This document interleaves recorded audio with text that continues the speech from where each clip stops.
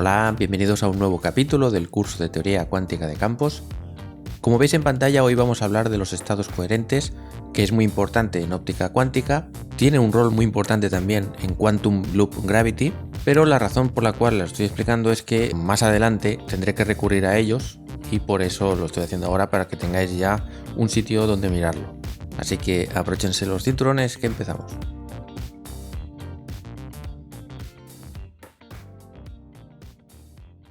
Muy bien, antes de deciros una pequeña nota histórica, que es que los estados coherentes fueron introducidos por Schrödinger allá por el año 1926 y se convirtieron en los fundamentos de lo que hoy es la óptica cuántica. Y de alguna manera, una pequeña introducción a lo que es un estado coherente, pues podría ser algo así como una especie de estado clásico con ruido cuántico añadido. Esto evidentemente es una simplificación, pero bueno, para empezar, pues está bien. Y desde hace unos años, pues los estados coherentes, bueno, o mejor dicho, una superposición de estados coherentes es lo que se llaman estados del gato de Schrödinger o Schrödinger Cat States, que es básicamente como le llaman a los experimentos que han intentado hacer una especie de gato vivo y muerto, pero evidentemente microscópico.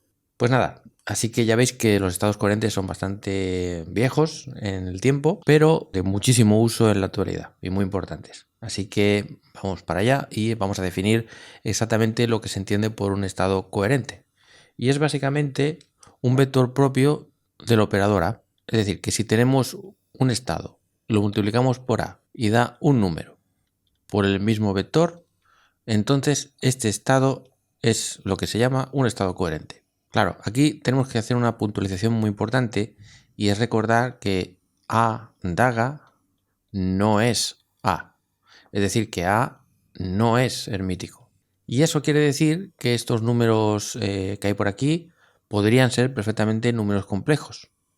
Entonces vamos a llamar a este número alfa, por ejemplo, que es como normalmente se le suele llamar, y pongamos aquí bien apuntado que alfa es un número complejo, que por supuesto también puede ser un número real, pero que no es obligatorio que sea un número real, puesto que el operador A no es hermítico. Entonces, si aquí da el número alfa, pues entonces podemos etiquetar a estos estados precisamente con ese número. Bueno, aún no hemos probado que esto exista, ahora lo vamos a ver, que sí que existe, ya os diré exactamente cómo tenerlo y cuánto da, pero se nos presenta la tesitura de decir, por ejemplo, cosas como esta, el estado 2 más 3i, por ejemplo. ¿Qué significa el estado 2 más 3i? Que por supuesto el 2 más 3i es una etiqueta. Pues significa que si aplicamos el operador A sobre este señor, pues nos va a dar el número 2 más 3i por el estado 2 más 3i. ¿Vale? O sea, nuestro objetivo ahora es encontrar, si es que es posible, esos estados coherentes. Claro, en este contexto uno puede decir, bueno, ¿qué significa encontrar, no? Bueno, pues encontrar un vector es, en el fondo, equivalente a encontrar cuáles son los números que tengo que poner aquí. Voy a llamarle, por ejemplo, B0, 0, más B1, 1, más B2, 2, y así hasta el infinito, porque recordemos que el conjunto de vectores n del oscilador armónico forman una base completa del espacio de Hilbert. Por lo tanto, eso quiere decir que cualquier vector se puede poner como una combinación lineal de los vectores de la base. Y entonces, encontrar este vector alfa en el fondo se traduce a encontrar estos infinitos números b, que son simplemente coeficientes que de momento no sabemos cuánto valen. Así que lo apunto por aquí, que encontrar esto es equivalente a encontrar cuánto vale estos bn, si queréis. Y aquí no hace falta que recuerde que los bn son complejos, porque recordad que estamos en mecánica cuántica y que todas las combinaciones para formar vectores, todas pueden ser números complejos perfectamente, estos coeficientes. Bueno, pues lo único que hay que hacer es recordar la acción que tenía A sobre un vector de base. Recordad que esto era raíz de n y el vector n-1. Esto es del capítulo anterior. Por lo tanto, la ecuación que tenemos que plantear es esta de aquí. A actuando sobre este señor, es decir, actuando sobre toda esta ristra de números, pues debería dar un número y de nuevo sobre esta ristra de estados o de vectores que representan este señor, o este, que es el mismo. O sea, fijaos que lo único que he hecho ha sido poner esta ecuación, copiarla idénticamente, solo que he sustituido este señor, que es la incógnita, por todo esto. Entonces, a la que hagamos unos cuantos vais a ver que esto, que puede parecer una cosa muy complicada de obtener, en el fondo es una tontería, ya veréis. Fijaos, B0 es un número constante, por lo tanto lo dejo aquí, y A actuando sobre 0 nos da 0, el número 0. ¿Vale? Estoy usando esta propiedad. Luego, aquí tendremos B1 y A actuando sobre este señor, pues será raíz de 1, que lo voy a poner, aunque ya sé que es 1, pero bueno, por 1 menos 1, 0, por tanto el vector 0.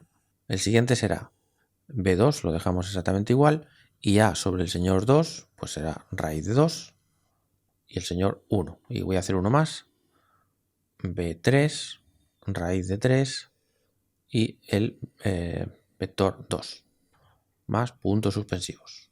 Voy a borrar este, porque 0 por lo que sea da 0, y ahora escribo lo que daría en el otro lado, que es básicamente pues alfa por B0 más alfa por B1 más alfa por B2, etc. Y si queréis voy a poner estos también en verde, porque ahora lo único que tenemos que hacer es, como aquí hay un igual, pues significa que este número tiene que ser exactamente igual que este número tiene que ser igual que este, etc. Por lo tanto, B1 raíz de 1 tiene que ser igual a alfa por B0 y más de lo mismo con los otros. B2 raíz de 2 es igual a alfa por B1. Y voy a poner 2 más.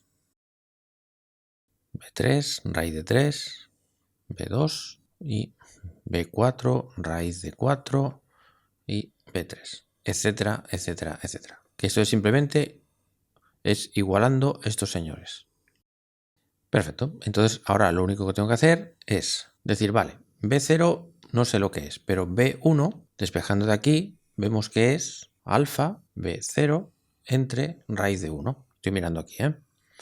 Vale, luego B2, ¿a qué es igual? Pues si despejo de aquí, me va a dar alfa B1 entre raíz de 2.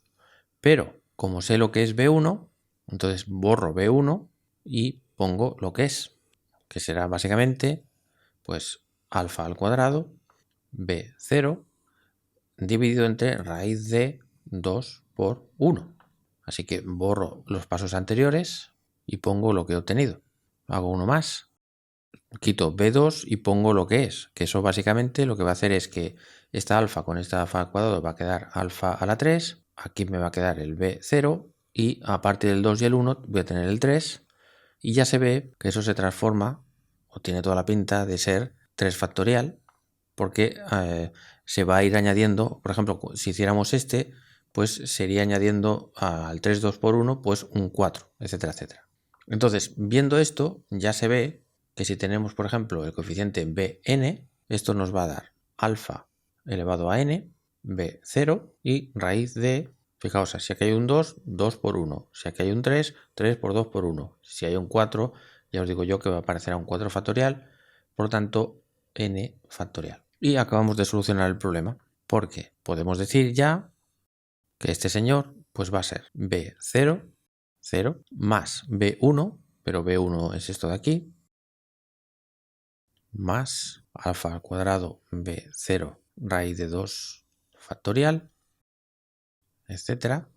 O bien, en forma compacta, lo podemos poner como la suma desde n igual a 0 hasta infinito de alfa elevado a n dividido entre raíz de n factorial B0 n. Pero incluso podemos sacar factor común este B0, que es una constante común para todo el mundo y que además nos va a servir como constante de normalización si es que fuera necesario, claro. Es decir, dicho de otra manera, no sabemos si este estado está normalizado o no, seguramente no, así que lo vamos a normalizar. Así que de momento borro esto, copio el señor que hemos encontrado pongo aquí lo que cumple y vamos a ver si está normalizado, y si no lo está, pues normalizarlo, como todo estado cuántico. Vamos a la normalización, así que vamos a hacer el producto escalar de ese vector consigo mismo y vamos a obligar a que dé 1, que es precisamente la normalización. Si este número B0 no estuviera, entonces multiplicaríamos por alguna constante a encontrar o a calcular, de manera que al hacer este producto de 1. Pero como tenemos esta constante que no sabemos bien cuánto vale, pues esa es la que vamos a elegir para que esto esté normalizado. Vale, entonces lo primero que tenemos que hacer es copiar este señor, pero su dual, o sea, lo que sería el bra. Por lo tanto, le damos la vuelta, tanto esto como a esto. Y como le hemos dado la vuelta, significa que tenemos que hacer el conjugado de todos los números complejos que haya. B0 evidentemente puede ser un número complejo y alfa también. Por lo tanto, tenemos que poner aquí un asterisco que no se ve muy bien, así que voy a ponerlo mejor. Perfecto. Esto sería el bra y el get es este mismo.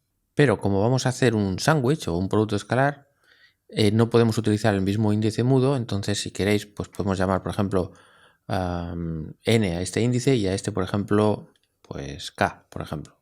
Simplemente es un nombre diferente si es que los queremos mezclar en una sola ecuación. Perfecto, pues ya estamos listos para hacer el sándwich, que es básicamente este señor por este señor. Y recordemos que lo que estamos haciendo es este producto escalar, que no me cabe, y queremos que esto dé 1. Vale, entonces, ¿qué podemos hacer aquí? Bueno, lo que podemos hacer es, por un lado, esta constante que está aquí multiplicando, la vamos a sacar fuera porque no depende de ninguna variable, de ningún sumatorio. Vamos a poner este sumatorio aquí. Esto lo podemos hacer porque el índice este de aquí está a la derecha del sumatorio n, y como el producto escalar de dos vectores es lineal, podemos sacar estos coeficientes fuera del producto escalar y entonces nos queda esto. Perfecto. Y recordemos que esto, al ser una base de vectores, el producto escalar de dos vectores de la base, al ser ortonormal la base, pues esto es una delta de Kronecker nk. Y eso significa que solo en el caso de que k sea igual a n, esto va a dar algo. Y esto es un poco lo mismo que pasa cuando metemos una delta, que si por ejemplo hay dos integrales, pues una de ellas se va. Así que la acción de esta delta hace que este sumatorio desaparezca. Esto también va a desaparecer, pero donde haya una k tenemos que poner una n. Vale, y aquí tenemos raíz del factorial por raíz del factorial, es raíz de factorial al cuadrado, el cuadrado y la raíz se va, por tanto solo queda uno de ellos. Y luego aquí arriba tenemos alfa conjugado elevado a n por alfa a la n, que es lo mismo que alfa conjugado por alfa, y todo eso elevado a n. Vale, y alfa asterisco por alfa es el módulo de ese número complejo al cuadrado, y como hay una n aquí, pues está multiplicando aquí, así que esto de aquí arriba directamente es el módulo de este número complejo elevado a 2n. Pero este sumatorio es lo mismo que 1 más el módulo al cuadrado más 1 partido 2 factorial el módulo al cuadrado a la 2 más 1 partido 3 factorial el módulo al cuadrado a la 3, etc. Y esto es precisamente la definición de la exponencial de esto de aquí. Así que lo cambio y aplico la misma regla. Esto es un número conjugado por él mismo, o sea, el módulo al cuadrado de ese número complejo. Y en la multiplicación de esto por esto tiene que dar 1, así que ya podemos despejar lo que ha de valer b0 para que este vector esté normalizado. b0 al cuadrado tiene que ser igual a 1 entre esto, pero 1 entre esto es lo mismo que e elevado a menos esto. Y si ahora despejamos el módulo, simplemente hay que hacer la raíz de esto, pero la raíz es lo mismo que elevar a un medio, o sea, e elevado a menos el módulo al cuadrado dividido entre 2. Así que esto es lo que vale esta señora. Y como siempre podemos considerar, sin pérdida de generalidad, que B0 es real, o dicho de otra manera, que la fase que pueda tener, como es global, pues no se va a tener en cuenta, no es observable, así que ya lo tenemos. Lo único que tenemos que hacer es copiar esta señora, pero sustituyendo lo que hemos encontrado para B0. Y ahora sí, esto es un estado propio del operador A y normalizado. Pues esto es un estado coherente. Claro, hasta el momento es simplemente una curiosidad matemática, que es, oye, ¿qué tipo de estados son propios del operador A? Pues estos. Vale, entonces, como ejemplo, imaginad que os digo, sea el estado coherente este de aquí, donde I es la unidad imaginaria. Y ahora os pregunto, por ejemplo, o nos preguntamos, ¿cuál es la probabilidad de que al hacer una medida de la energía nos dé, por ejemplo, la energía E sub 3, por ejemplo? Y recordad que la energía E sub 3 será H barra omega, y en vez de poner N pondríamos un 3, y aquí un medio. Estoy hablando de la fórmula de la energía del capítulo anterior, o sea, 3 por 2 son 6, o sea, 7 H barra medios 2. Pues bien, lo que dice el postulado de la medida es que tenemos que hacer este producto escalar y hacer el módulo al cuadrado.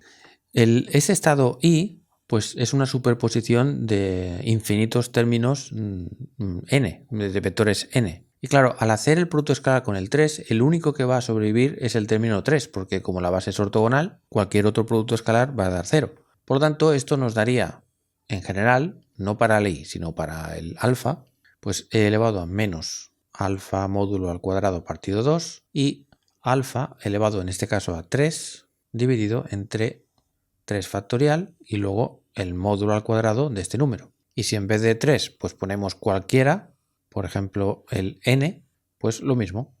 Lo que pasa es que aquí en vez de haber un 3 y aquí un 3, pues habrá un n y un n, ¿vale?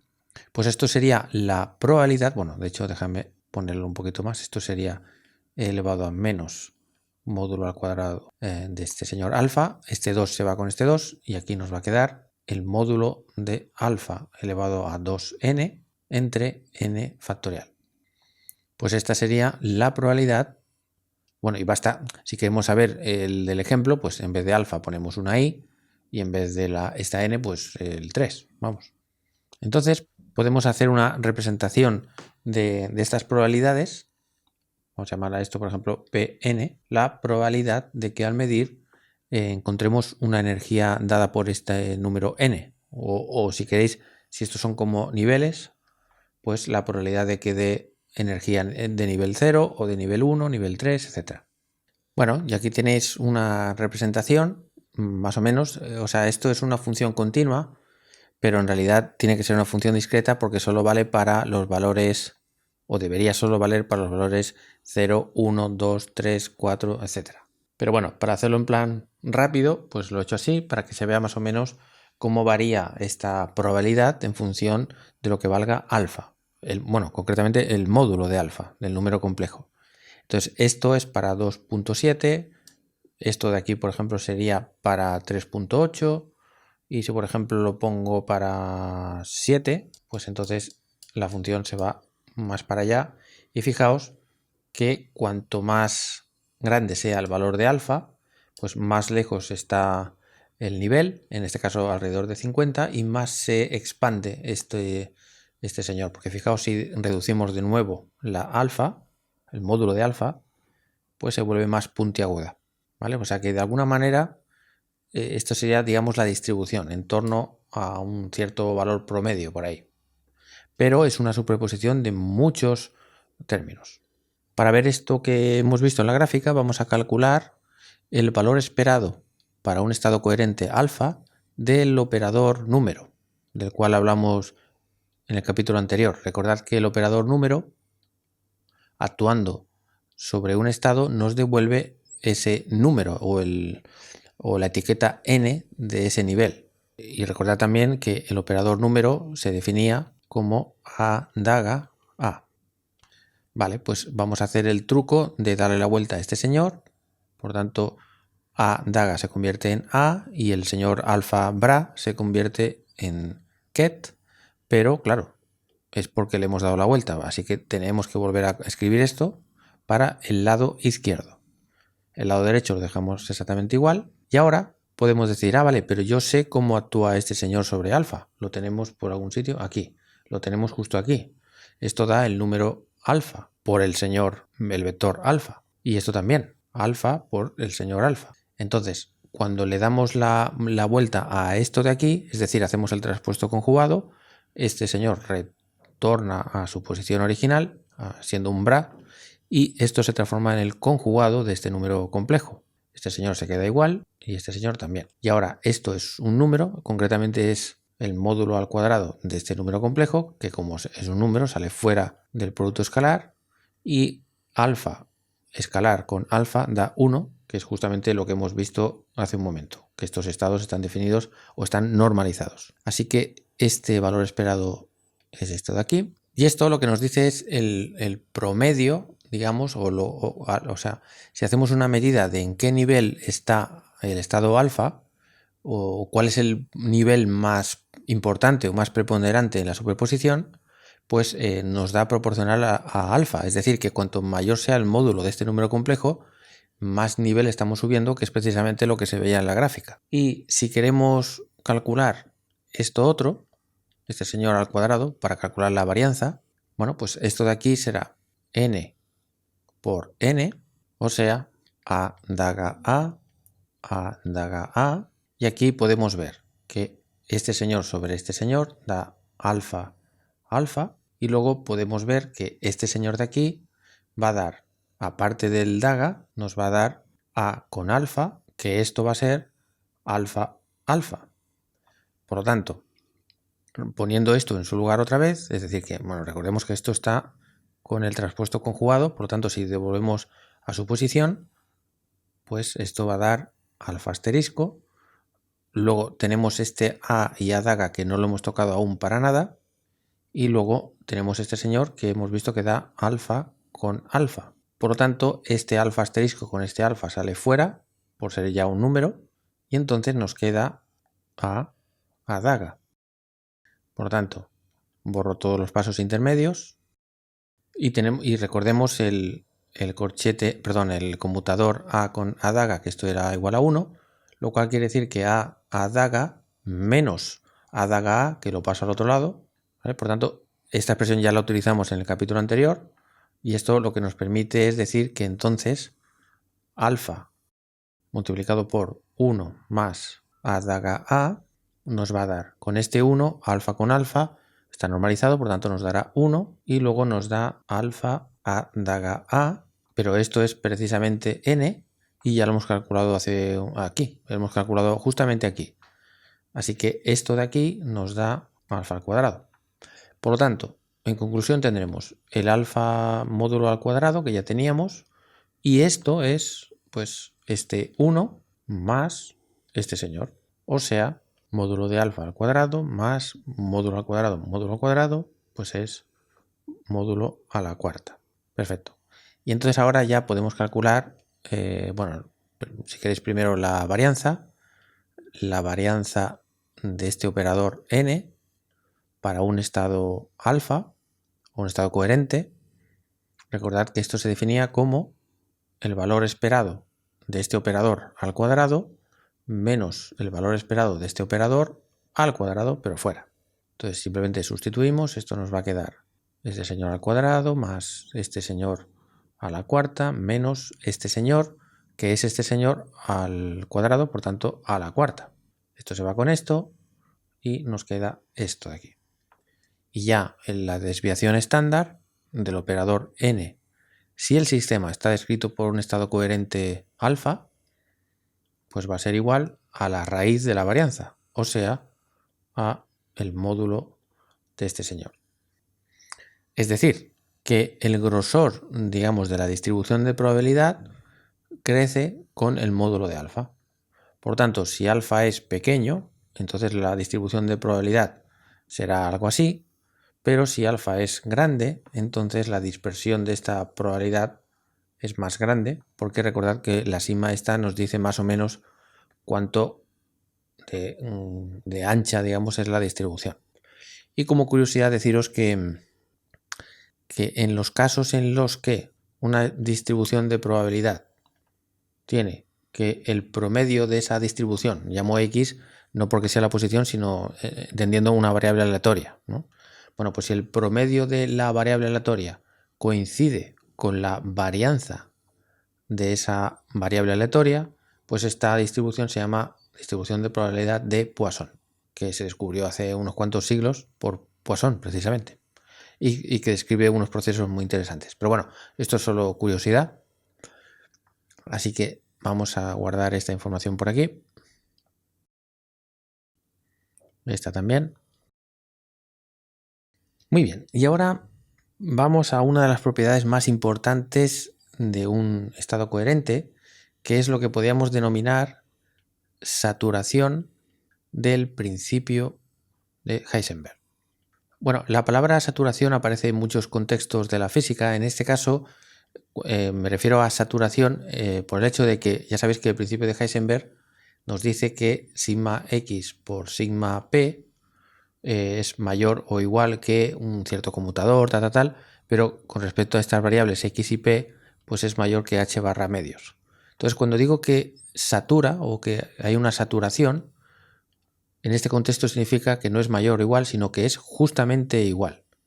Es decir, que lo que vamos a ver es que si el sistema está descrito por un estado coherente, ojo, cualquier estado coherente, es decir, que cualquier número complejo que ponga aquí, pues resulta que su incertidumbre en la x y en la p da esto, que es lo más pequeño posible. Pero además habrá alguna que otra pequeña sorpresa, como vais a ver, que no sé si me va a dar tiempo de hacerlo en este vídeo o igual lo hago en el vídeo siguiente. Entonces, para calcular esto, bueno, pues lo voy a hacer bastante rápido porque del capítulo anterior, que por cierto ya podéis ver que están actualizándose poco a poco y en concreto ya lo tenemos el capítulo 28, el formulario de Krull me refiero. Muchas gracias Krull por tu trabajo.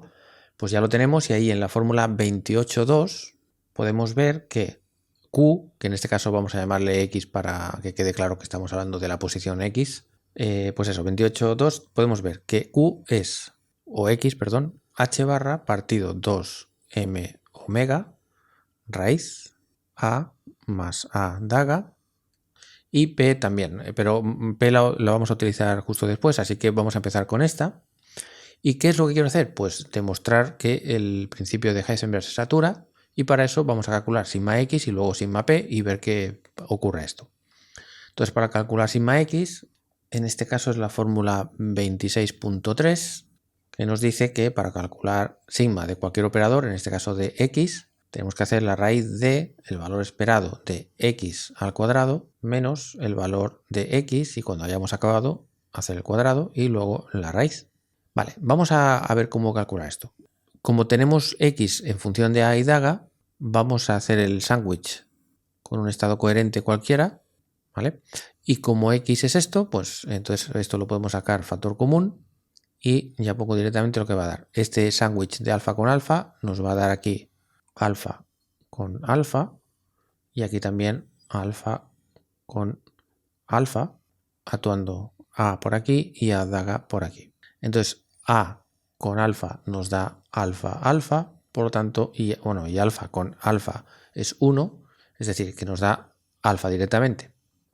Y este señor, dándole la vuelta y poniendo el traspuesto conjugado, pues nos da alfa con alfa y haciendo el traspuesto conjugado nos va a dar alfa, alfa asterisco y alfa con alfa nos va a dar 1, por lo tanto ya vemos que esto va a dar alfa asterisco.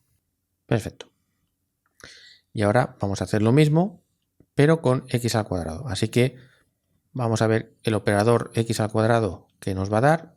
Por un lado tendremos este número al cuadrado, por tanto se va a la raíz. Y tendremos a con a daga. Y ahora a daga con a y a daga con a daga. Entonces vamos a expresar esto utilizando, no lo veo por aquí, lo he borrado, bueno, utilizando la regla de conmutación de a, es decir, utilizando la propiedad la segunda propiedad de la fórmula 28.3, que es la que he utilizado antes, A con A daga es lo mismo que 1 más A daga A. Entonces este 1 pues, va a permanecer por aquí y este A daga A, que junto con este, pues nos va a dar 2 veces A daga A y aquí el 1. Y A daga A es lo mismo que N, el operador número.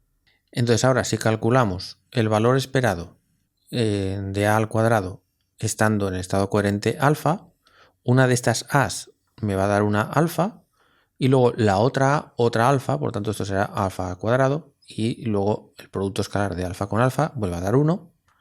Así que lo voy a indicar por aquí, que estamos calculando el valor esperado de alfa y alfa por aquí. Así que esto nos va a dar alfa al cuadrado, esto nos va a dar 1 directamente, 2 por el valor esperado de n, pero el valor esperado de n lo tenemos aquí calculado, así que esto nos va a dar el módulo de alfa al cuadrado, lo tengo por aquí, y solo me queda el último, que es alfa con a daga, alfa. Entonces, este señor de aquí es lo mismo, hacemos el truco otra vez de siempre, a con alfa va a dar alfa, alfa, y cuando le demos la vuelta, dará esto de aquí. Por tanto, de momento sacamos el alfa asterisco y tendremos esto de aquí. Pero si volvemos a dar la vuelta y hacemos lo mismo otra vez, pues lo que va a pasar es alfa y este señor asterisco. Y este señor con este señor va a dar 1, por tanto al final lo que nos queda es esto al cuadrado. Así que lo ponemos por aquí. Perfecto. Y ahora, este señor de aquí, no pongo alfa para escribir menos, pero es esto de aquí, menos este señor al cuadrado nos va a dar, como vamos a elevar este al cuadrado, de hecho ya lo hago, bueno, este señor al cuadrado va a eliminar esta raíz y por tanto podemos sacar factor común h barra 2m omega y tendremos todo esto menos este al cuadrado, es decir, alfa cuadrado más alfa asterisco cuadrado más 2 veces alfa por alfa asterisco, o lo que es lo mismo, módulo de alfa al cuadrado. Insisto que esto que estoy escribiendo ahora mismo es haciendo el cuadrado de este, porque es que aquí hay un cuadrado y lo que tenemos que hacer. Entonces, si restamos esto menos esto, vamos a ver qué queda. Este señor se va con este señor, porque se está restando. Este señor se va con este señor. Este señor con este señor y nos queda 1. Por lo tanto, ya está. Y si ahora hacemos la raíz, pues esto es directamente lo que estamos buscando. La desviación estándar del operador x si estamos en un estado coherente. Así que lo pongo por aquí.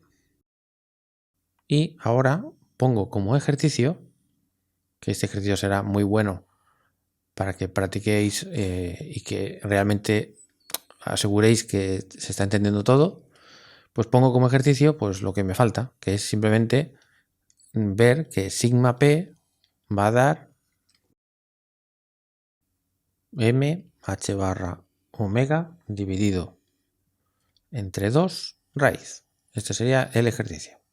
Y se hace de forma análoga a como he calculado este de aquí. Perfecto. Como siempre, esperaré que lo hagáis, y si no, lo haré y lo pondré en Patreon. Me podéis enviar los ejercicios a la dirección de correo que hay en la descripción y los colgaremos en el formulario de CRUL para que pueda servir a otras personas que estén siguiendo este curso. Pues bien, ¿qué vemos? Pues que si multiplicamos sigma x por sigma p, nos va a dar raíz por raíz, entonces eso va a ser raíz de pues lo que hay dentro. Y vemos que omega se va con omega, que la masa se va con la masa y nos queda h barra entre 2 al cuadrado aquí dentro que sale fuera de la raíz, o sea, h barra medios. Y esto es, digamos, lo más importante, bueno, una de las cosas importantes de un estado coherente, que esto vale siempre y cuando el sistema esté descrito por un estado coherente, sin especificar qué estado coherente, cualquiera. O sea, es decir, que podemos elegir el número complejo que queramos, 2 más 3i, elevado a menos i, o sea, cualquier complejo que escojáis, Si construís este estado de aquí a la derecha, tal cual pone aquí, esto es un estado que, aparte de llamarle coherente, satura el principio de Heisenberg. Es decir, que localiza la posición y el momento lo máximo que se puede, dado por el principio de Heisenberg, es decir, que apretuja o es lo máximo a lo que podemos aspirar para conocer la X y la P simultáneamente con la mayor precisión que se puede, pero no tecnológicamente, sino dado por la naturaleza o por las leyes de la física. Perfecto, pues esto sería lo que ocurre para un estado coherente. Y creo que lo voy a dejar aquí porque el próximo día iba a decir más cosas, pero creo que ya os he soltado el rollo bastante y creo que es bueno que probéis a hacer este ejercicio y que comprobéis que está todo entendido. Y ya en el próximo vídeo os voy a hablar del operador desplazamiento y de una cosa muy bonita que es un cambio de base que se puede hacer con los estados coherentes a partir de un operador que se llama displacement o desplazamiento. Y os voy a hablar también del operador squeezing y de los estados squeezed y del vacío squeezed que se llama, ¿no? Voy a poner el nombre para que, si no, igual que con mi pronunciación no se entiende bien. Vale, pues esto, operadores squeezed, o comprimidos o apretujados, en fin, como queráis llamarlo. Y el concepto del vacío squeezed o apretujado. En castellano las cosas suenan un poco más ridículas, en inglés suena todo mejor, ¿no? Squeezed vacuum o algo así, ¿no? Pues eso, que es una cosa súper bonita y que, bueno, más vale que lo diga en el próximo vídeo para que así me asegure de que esto lo habéis seguido bien y entendido bien antes de pasar a la otra etapa. Pues nada, muchas gracias por ver este vídeo y hasta el siguiente.